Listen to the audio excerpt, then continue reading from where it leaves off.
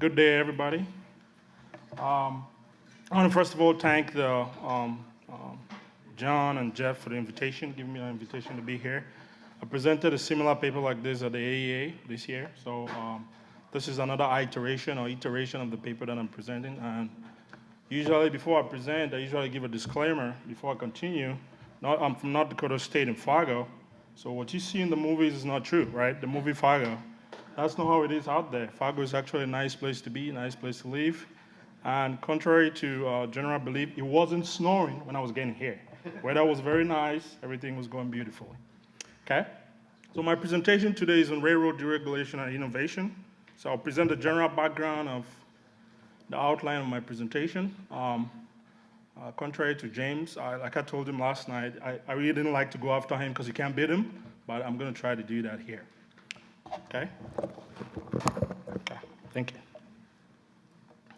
So one of the things that deregulation brought about is when the railroad industry in the United States was deregulated was innovation, right? So following deregulation, railroads started innovating because they wanted to be efficient, right? They wanted to reduce costs, be very efficient. And one of the things that has happened in the railroad industry as pertaining to the grain supply chain is innovation that has come into place is shuttle elevators, okay? I'm going to describe to you what shuttle elevators are. So railroad companies want to reduce their costs, so they want shippers to build these huge elevators so that for you to come at once and get along with grain, the railroad only has to come one and pick up all the grains rather than going to each shipper at the same time. So huge elevators, so there's economies of shipping size that are involved. Again, I'm going to describe what shuttle elevators are in my next slide. So the different descriptions of what shuttle elevator is. Burlington Northern Santa Fe has its own description. Soo Line has its own description. So Soo Line is a subsidiary of Canadian Pacific in the United States. So but the general description that comes up into play is that you have more cars when you're shipping a rail. A shipper is shipping more cars and more grain. Okay. So I'm sure most of you have probably seen a shuttle train going along. It's one of those trains that are very long and carry a lot of grain. So just the perspective of the amount of grain that can be carried. So one of these 110-car shuttle trains carries 400,000 bushels of wheat, okay? So if you think about 400,000 bushels of wheat, that's about 12,000 tons, okay? So you're moving 12,000 tons at one time, okay? So in that case, if you look at that, production is very important, okay? So if you think about a shuttle elevator, most of them have 1 to 2 million bushel capacity. So you have to have the capacity to move the grain, and you have to have the sidetrack space, right? So if a train comes, you have to be able to hold 100 cars or 110 cars in every one time. So 110 cars is about 1.5 miles, right? 1.5 miles long. So shippers had to do investments, had to invest in different types of rail, carry on different investments. So the first thing that shippers had to do is you have to construct or update your elevator, right? If you had an elevator that can only move 50 cars, if you want to be involved in the shuttle system, you'd have to upgrade, build your elevator so you can be able to accept capacity, a lot of grain. So shippers had to construct or update the elevators. So one of the things that comes into play when we're talking about construction is money, right? Finances. So if you think about a shuttle elevator in 1990, $7 million to build one, okay? So presently, we're talking about $25 million to build one that's between 1.5 and 3 million bushel capacity. That's a lot of money, right? Before you want to make that type of investment, you have to have a perspective of what the return on investment is, right? You have to make a lot of turns. So turns in the grain supply chain is how many times you turn grains. The difference between shuttle and non-shuttle elevators is that shuttle elevators only cycle between an origin and a destination. So if I'm moving 110 cars from Fargo, North Dakota to New Orleans, 110 cars, unload them, come back empty. Okay? So they're just cycling from origin and destination. So that's one of the things that makes them a little bit different. Okay? So the question that comes into play is, why would you build a shuttle elevator? Spend $25 million to build a shuttle elevator. What are the reasons behind it? Okay? One of the big ones is lower shipping rates. So most of the contracts that we see nowadays, I know somebody talked about way bills. A lot of contracts from the railroads come in when we're talking about shuttle elevators, right? If you ship 110 cars, maybe I'm going to give you a lower rate, okay? So one of the things that shippers benefit from is lower rates. A second advantage is shipping capacity. We know that, There's a lot of shipment that are going to Southeast Asia, going to China. If you invest in one of those elevators, you want to make sure that when you're supplying, somebody who's ordering grain is supplying them a lot of grain at a single time, right? At one time, you're moving a lot of grains. Another thing that comes into play, another advantage is access to new markets. So if I want access to new markets, I'm probably going to build a bigger capacity shuttle elevator because I want to move more grain to a specific market. Okay? So that's just a general perspective of what shuttle elevators are. Okay, so this is just an example of BNSF lines in the United States, rail line, where the shuttle elevators are located. If you look at the location of the shuttle elevators, for those of you who deal with production, grain production, you can see that where they're located is actually the grain belt, right? There's a lot of production that's taking place in the Midwest in terms of wheat, in terms of other types of grain. So production is an important factor. So shuttle elevators are usually located where there's a lot of production. If you're moving wheat, you're moving corn, you're moving soybean or barley, you need that capacity. So if you want to build a shuttle elevator, you don't know where to locate that shuttle elevator. This is just for BNSF. CP would have its own, Norfolk Southern is going to have its own elevators. So just to describe, simple description of what the different logistics of shuttle elevators and traditional grain elevator. If you look at the top, here, that's the restructured grain supply chain with the shuttle elevator. If you look at where the shuttle elevator is located, it's usually located on the main line, okay? So if you have grains that are moving from the farm, usually truck has the first leg, so move the grain directly to the shuttle elevator. If you look at the second phase of the normal country elevator, you have to move that, truck has to move it to a country elevator. Country elevators are usually located on short line railroads. Short line railroads have to move to mainline railroads. So this is one of the logistics that makes shuttle elevators a little bit different. There's more to that than what is illustrated there, but that's a general description of what a shuttle elevator is and what a traditional elevator is. So we've been talking a lot about grain supply chain. So I just had a picture here of what a grain supply chain is, because we cannot talk about that in abstraction. So if you look at a grain supply chain, this is an example of grain supply chain of North Dakota. Most of you know, North Dakota is located in the hinterlands. There's no waterways. So if you want to move grain, you're either going to move it to Minneapolis, St. Paul. If you want to move it by barge, or if you want to move a shuttle train, then you're going to move it directly from origin, which is a farm, or which is a shuttle elevator, which is a little bit bigger than a country elevator, to move it to an export elevator. So that's just a general description of what a supply chain, grain supply chain looks like. Okay, so what is the rationale then for my study? So one of the big things why there's innovation in the railroad industry is to just look at the long-run effects of innovation with the adoption of shuttle technology, right? So if the railroads wanted to innovate, and if the making shippers to innovate, then there should be a difference between the new types of shuttle elevators that have come into play, which are shuttle elevators and country elevators. And like most of us know, or if you didn't know, the demand for transportation is a derived demand, right? Okay? So if you drive, you want a gallon of milk, if you have kids like I do, you drive to Walmart, that's a derived demand. You're going to Walmart to buy milk, okay? So it's derived from some other commodity, okay? So the best way to look at the difference between shuttle elevators and non-shuttle elevators is to look at the demand for truck and rail for different types of elevator, to be able to differentiate them, because the demand for transportation is derived for the demand of the commodity, okay?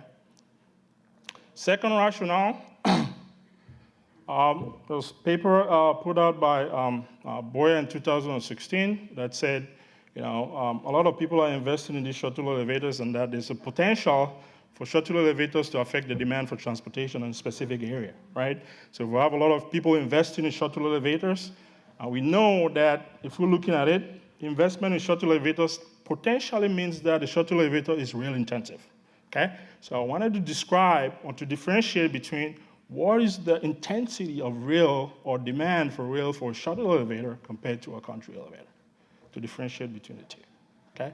So that's what my rationale was. So we can use a derived demand model to estimate that difference, okay?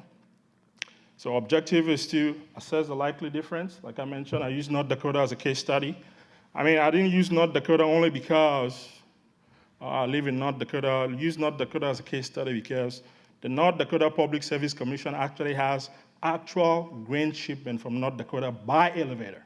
So each time an elevator ships grain, say an elevator ships 400,000 bushels of wheat January 1st, 2012, that is registered with the North Dakota Public Service Commission. So I have actual grains, I have actual elevator shipments from grain for a specific period of time, for a specific time, and the type of grain that is moving. But in my case, I use hard red spring wheat shipment from North Dakota to other destinations to do my evaluation. Okay?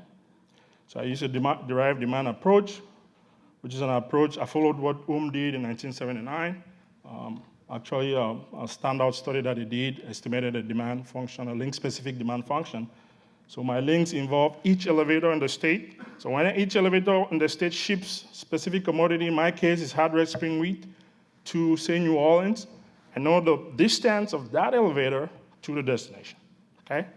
Every time it ships, I know the distance of that elevator to the destination. I know what the rates are from the waybill sample. So I get the rates, estimated the rates from the waybill sample, and I estimate North Dakota-specific transportation cost function, because transportation is a derived demand. So I derive the demand from the cost function for grain shippers. And the grain example that I use is hard red spring wheat, like I mentioned, okay? So links involve individual elevators, all elevators that ship hard red spring wheat from 2006 to 2013. Evaluate those to estimate the cost function for all these grain elevators. Okay, so somebody talked about the translog function this morning. This is a general form of my translog cost function. So one of the points I wanted you to note is the shuttle elevator dummy. So I have a dummy variable in there. If the elevator, because I know what the elevator is shipping, I know the capacity of that elevator, I know the type of elevator that's shipping, so I differentiate just by adding a dummy variable. If it's shuttle elevator, it's 1, non-shuttle is 0, okay? So I can do my translog cost function, calculate the share for shuttle elevators, calculate the share for non-shuttle elevators, then estimate elasticities from that cost function that I estimate with the translog cost function. Okay, I didn't want to go deep into all the necessary steps, but the translog function has all the properties that are involved. So estimate using a similarly unrelated regression analysis. This is very small. I looked for different ways to kind of make this big, but every time I made it bigger, the table can't fit on the slide. So what I wanted you to take away from here is just first line, you look at rail share, you look at truck share. Then a shuttle dummy variable has its expected sign is negative, right? It's because my variable is cost, right? The more you use the shuttle elevator, rates go down, because the shuttle elevator involves many cars in one shipment. So if you split that car over you split the cost over a longer train, then cost per car is going to be very small relative to a shorter train, okay? So estimate the elasticities from this. Again, the elasticities that I estimate are compensated demand elasticities.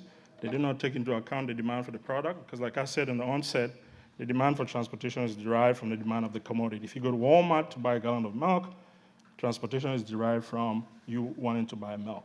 So all the variables that I estimated have really good signs.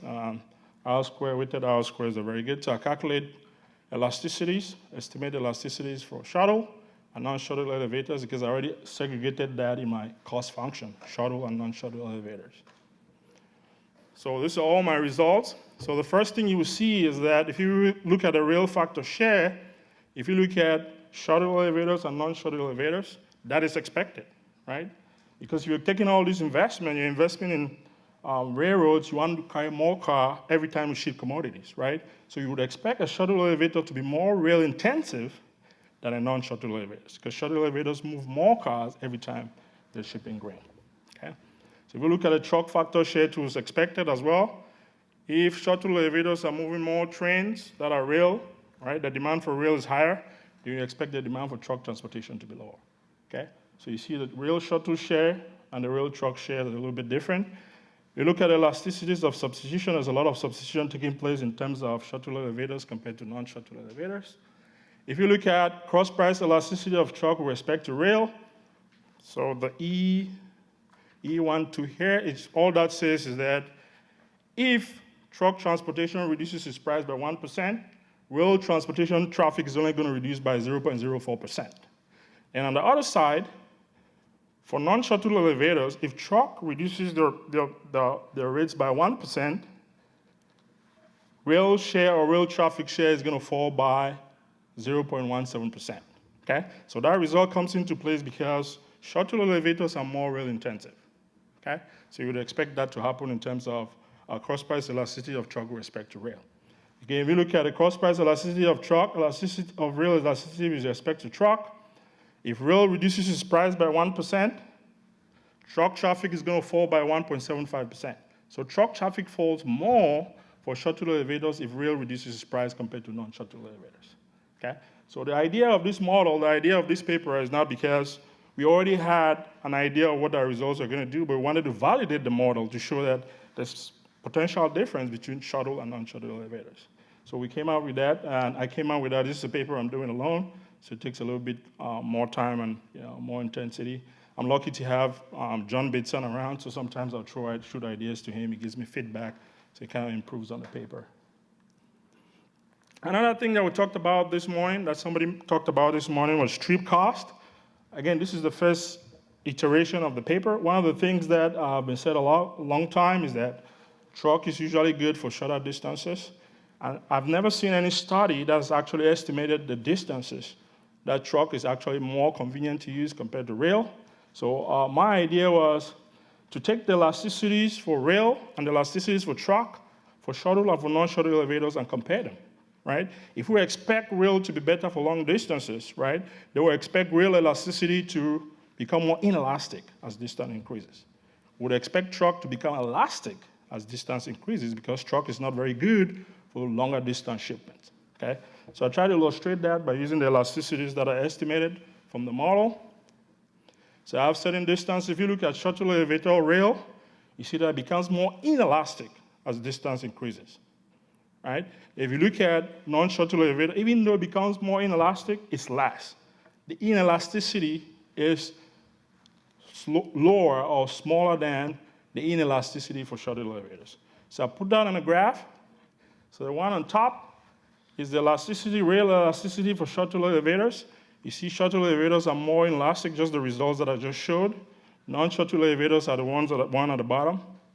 It's inelastic, but its inelasticity is less compared to shuttle elevators. Okay. Then I did the same thing for truck. If you look at shuttle truck elevator, if you look at the elasticity, shuttle elevator becomes very elastic real quick as distance increases. So that comes from the fact that shuttle elevators are more rail intensive, right? So people who are shipping with shuttle elevators by truck do not see truck as a good alternative compared to rail. Rail is the best alternative. So if you look at elasticities for shuttle elevator for truck, it becomes elastic very fast as distance increases. If you look at non-shuttle elevator, even though it's becoming it's very inelastic for truck because truck has a higher share for non-shuttle elevators. So if you graph that over distance, one at the bottom is shuttle elevators. You see the elasticity as distance increases.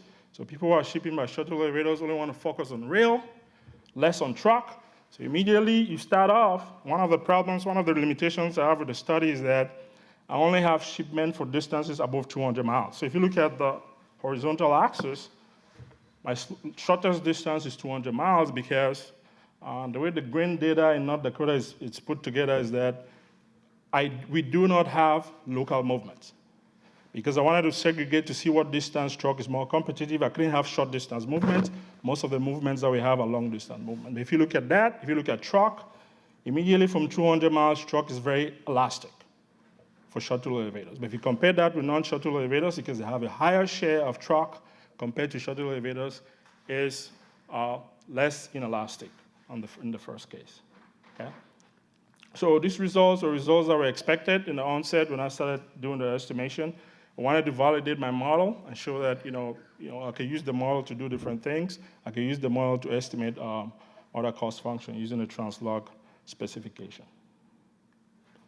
So implication is that there is a case to be made that Boyer's observation that the more people are investing in rail-intensive elevators, there's a potential or capability or capacity for that to change the elasticity of demand from a specific region, okay? So if we look at North Dakota, historically has been looked upon as a captive market. Shippers there are very captive because they only have truck and rail.